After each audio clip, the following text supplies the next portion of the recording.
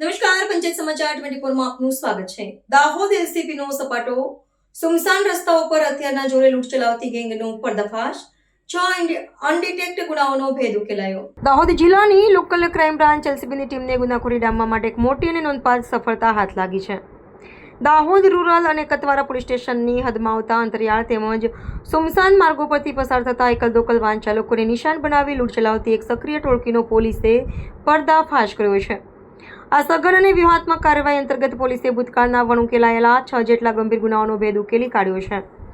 પોલીસની પ્રાથમિક તપાસ અને સઘન પૂછપરછ દરમિયાન આ લૂંટની ઘટનાઓમાં સંડોવાયેલા 5 રીઢા આરોપીઓ તેમજ કાયદાના સંઘર્ષમાં આવેલા એક બાળ કિશોરને ઝડપી પાડવામાં આવ્યો છે।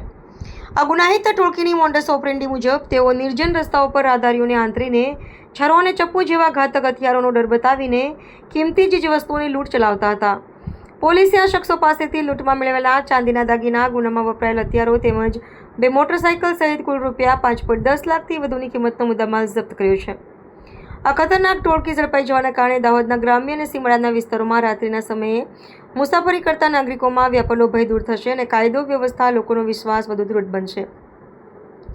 હાલમાં પોલીસે તમામ આરોપીઓ વિરુદ્ધ સઘન પૂછપરછ હાથ ધરીને રિમાન્ડ મેળવવાની તજવીજ શરૂ કરી છે। આગામી સમયમાં પોલીસ તપાસ દરમિયાન આ ગુનાહિત નેટવર્ક સાથે જોડાયેલા અન્ય સાગરીતો અથવા ભૂતકાળમાં આચરેલા વધુ ગુનાઓ પ્રકાશમાં આવે તેવી પ્રબળ શક્યતાઓ સેવાઈ રહી છે। દાહોદ જિલ્લાના દાહોદ રૂરલ અને કતવારા પોસ્ટમાં 13 તારીખના દિવસે ફરિયાદ દાખલ થઈ હતી। વિવિધ ફરિયાદો દાખલ થઈ હતી। ફરિયાદ હકીકત એ પ્રકારની હતી કે અલગ અલગ ઈસમો, અલગ અલગ લોકો દાહોદના કે જે કતવારા અને રૂરલ વિસ્તારની અંદર બાઇક લઈને જતા હોય, ખાસ કરીને પરિવાર સાથે, એ પ્રકારના ઈસમોને 2 બાઇક ઉપર અજાણ્યા 5 અથવા 6 ઈસમો આવે અલગ અલગ રીતે, એ લોકો આવી એમને રોકીને ચપ્પુ બતાવી કે છરો બતાવી એમનો જીવ જોખમમાં મૂકી, એમને જીવનું ભયમાં મૂકી અને એમની પાસેથી જે પહેરેલા ઘોડિયા હોય કે અન્ય વસ્તુ હોય એ કઢાવી લેવાની ઘટનાઓ ઘટી હતી।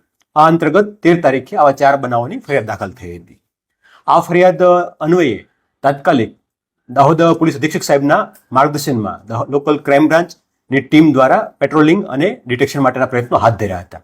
આ દરમિયાન દાહોદ એલસીબી મળતી માહિતી મુજબ તેઓના દ્વારા આ લોકો પસાર થઈ રહ્યા છે એ માહિતી આધારે તેમને કોર્ડન કરી અને ઘેરી અને તપાસ થાય એમની પાસેથી અલગ અલગ 4 બનાવો હતો, જે 4 એફઆઈઆર દાખલ થઈ હતી, એ તમામની અંદર જે ગયેલો મુદ્દામાલ હતો, ઘોડિયા વગેરે, એ મુદ્દામાલ સાથે 2 બાઇક સાથે 6 જેટલા ઈસમોને પકડી પાડવામાં સફળતા મળી છે।